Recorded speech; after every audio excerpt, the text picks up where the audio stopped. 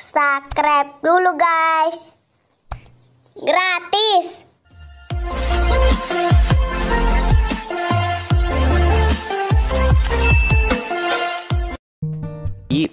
Saya rasa hampir terima kasih dan saya apresiasi banyak sekali masukan mengenai proses P3K.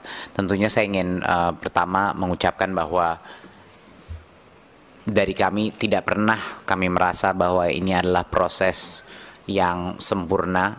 Kita ada banyak sekali tantangan dalam proses P3K ini. Ini yang paling mengambil waktu bukan hanya Dirjen GTK, tapi hampir seluruh tim Kemendikbudristek berupaya pagi siang malam untuk menyelesaikan permasalahan ini. Permasalahan ini juga sangat rumit karena ada berbagai banyak pihak dan dependensi daripada setiap langkah yang harus kita lakukan. Harapan besar saya adalah bahwa kita semua bersabar dan beroptimis, karena dengan segala kegaduhan yang ada dan proses yang sudah terjadi, dan saya mengerti pasti banyak yang juga masih kecewa di luar, tetapi kenyataannya sampai akhir ini hampir 600.000 guru honorer akan menjadi P3K yang sudah menerima formasi, dan mayoritas daripada itu akan menerima gajinya. Seperti tadi disebut datanya, yang belum menerima gaji itu sebenarnya proporsi yang cukup kecil.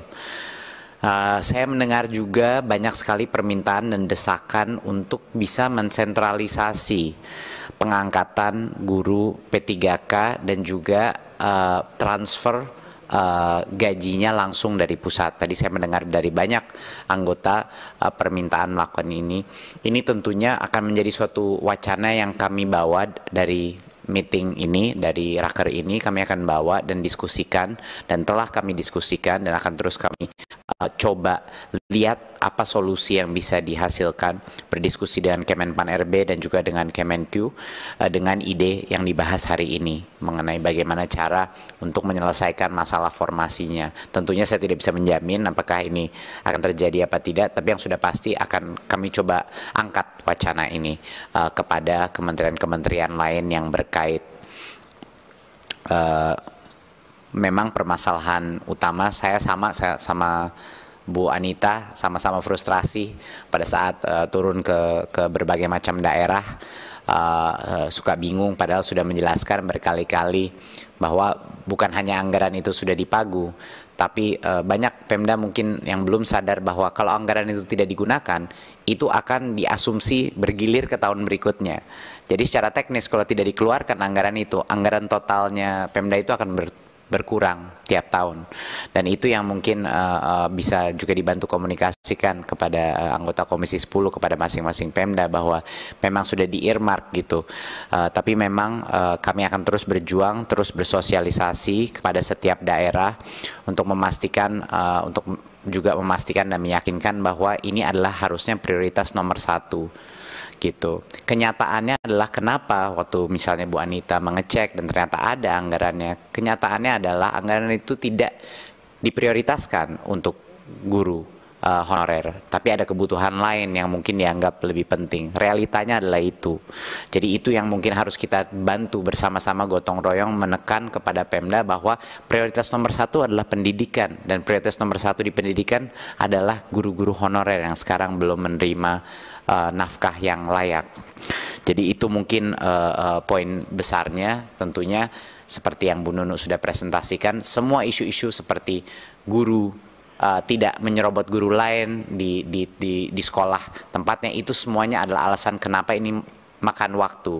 Komitmen kami adalah ini akan mayoritas daripada isu ini akan selesai sampai dengan akhir 2024.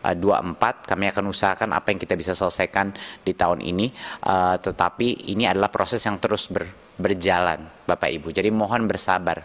Memang nggak akan semua yang puas di tahun ini, tapi tahun depan lebih banyak lagi yang puas, lebih sedikit lagi yang tidak puas. Tahun berikutnya akan sangat sedikit yang tidak puas dan lebih banyak yang puas. Jadi itu adalah proses, dan kami mohon kesabaran dari semua pihak untuk kami melakukan ini. Karena belum pernah ini terjadi sebesar ini dan sebanyak ini yang menjadi P3K. Dalam berpuluh-puluh tahun belum pernah. Jadi ini adalah suatu hal yang memang mungkin kerepotan inilah yang harus kita lalui untuk bisa menyelesaikan masalah ini. Tadi mengenai TIK, saat ini Terus oleh Pak Bu pimpinan, kalau saudara menteri menyatakan itu berarti ketika membuat statement 1 juta tanpa perhitungan. Betul. Jadi mohon bersabar, itu harusnya dihitung dulu dong sebenarnya berapa yang pensiun, berapa jumlah sekolah dengan 268.000 sekolah guru yang dibutuhkan SD, SMP, SMA, SMK berapa? Gitu. Itu yang saya jadi catatan bagi kami. Terima kasih pimpinan. Tambahan pimpinan saya. Ya Bu. 1 menit. Terima kasih pimpinan. Jadi begini Pak Menteri, masalahnya sekarang yang kita lihat di daerah itu anggarannya sudah ada. Nah sekarang yang saya minta Pak Menteri yang lulus passing grade yang 2021 yang sudah lulus tinggal diangkat ini Pak, kan uangnya sudah ada itu. Makanya tadi saya dorong, ayo kita dorong sama-sama Pemda angkat, bila perlu bulan November ini angkat semua lulusan passing grade tahun 2021 karena uangnya sudah ada. Kita cek aja di daerah, kalau memang uangnya sudah ada angkat. Begitu pimpinan. Makasih. Setuju Bu, terima kasih. Bu, Baik, lanjut. Bisa saya lanjut? saya tambah Oh, ya, lagi. silakan, Saya Pak. kira ini aja, Mas Menteri, to the point saja. Apa yang menjadi permintaan kawan-kawan tadi, diantaranya adalah persoalan pengangkatan. Yang tidak di halaman terakhir ini contoh, pelamar P1 yang belum mendapat penempatan dapat mengikuti seleksi sebagai P2 garis miring P3, pelamar umum dengan menggunakan jabatan fungsional lain yang dimiliki. Menurut saya konkret saja, yang sudah melamar P1, kali belum lulus, langsung aja dinyatakan lulus. Nggak usah ada P1, P2, ini kan bikin ruwet, bikin rumit. Satu itu. Yang kedua, apa yang menjadi permintaan teman-teman, persoalan penempatan kerja.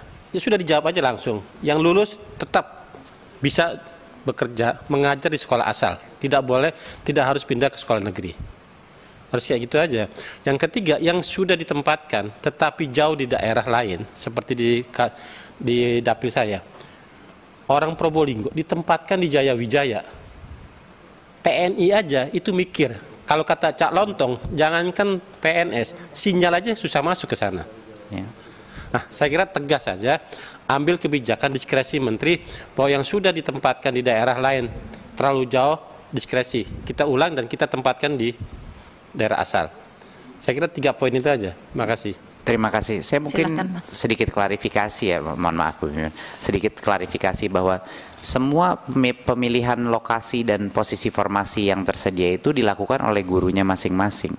Tidak ada penempatan. Ya nggak mungkin dong guru masing-masing. Mas dari Probolinggo ditempatkan Jaya Wijaya dia milih sendiri. Nggak mungkin. Nggak masuk akal sekali. Semuanya menu Pak, yang dipilih oleh gurunya ada prioritas Nggak 1 mungkin. dulu. Wong dia nggak pernah milih itu. Jadi siapa Pak yang milih? Dia tidak bersedia. Ada datanya saya. Betul. Tapi kami tidak, baik Pemda Saya maupun tempatkan kami yang di tidak Probolinggo terlibat. itu, pimpinan mohon maaf ya, jadi debat krusial. Ada yang ditempatkan di Jaya Wijaya, 1. Ada yang ditempatkan di Halsel, Halera Selatan, Maluku Utara. Ada yang ditempatkan di Kasongan, Maluku Tengah, di Palangkaraya. Ada datanya. di saya. Izin Pak, nggak ada Ya. itu Pak. Hah? Itu Excel yang beredar itu bukan dari kita Pak. Jadi saat ini itu tidak ada penempatan di luar daerah kewenangannya. Nggak mungkin. Bisa dicek Pak. Di dalam Saya Permen ini. Pan RB-nya sudah ada diatur sedemikian. Ini saya ini ya, saya Karena, kirim nanti. ya, karena nggak boleh lintas daerah Pak. Karena hanya formasinya kan tersedia di daerah dia, di kabupaten kotanya dia. Untuk klarifikasi, Cek dulu ya, untuk klarifikasi yang kedua juga adalah mungkin klarifikasi bagi masyarakat juga untuk mengetahui bahwa biar tidak ada persepsi bahwa yang guru swasta yang akan mengikuti proses ini seolah-olah mereka ditarik ke negeri, itu sebenarnya mereka lah yang ingin menjadi guru negeri, dan tentunya yayasannya juga sangat banyak kendala dengan hal ini.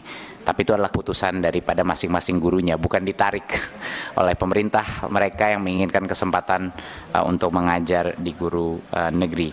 Tapi seperti yang tadi Bu Nunu sudah tunjukkan, sekarang benar-benar prioritas agar tidak ada serobot-serobot dan tidak ada posisi yang diambil, benar-benar prioritas diberikan kepada guru negeri di masing-masing sekolah dan lokasinya dulu. Itulah makanya kita butuh beberapa ronde untuk memastikan itu.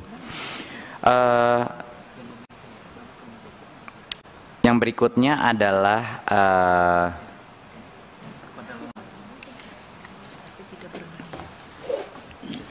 ingin klarifikasi mengenai poin seragam tadi.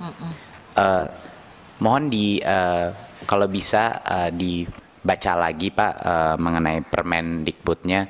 Tidak ada kewajiban apapun untuk menggunakan baju adat. Kita hanya meluruskan suatu hak yang memang dari dulu sudah ada. Setiap sekolah punya hak untuk melaksanakan opsi baju adat kalau mereka menginginkannya, dan Permendikbud itu hanya memberikan opsi, sama sekali tidak ada kewajiban. Tidak mungkin kita akan pernah memaksa itu, apalagi dengan ada beban biaya yang lebih besar.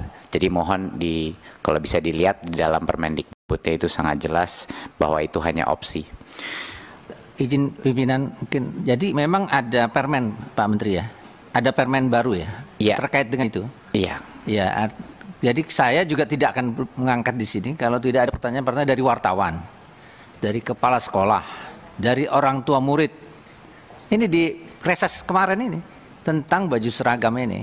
Jadi luar biasa, informasi dari kementerian ini sudah tersosialisasi ke bawah. Dan masyarakat sudah bertanya-tanya kepada saya bagaimana tentang seragam ini, saya sendiri tidak tahu.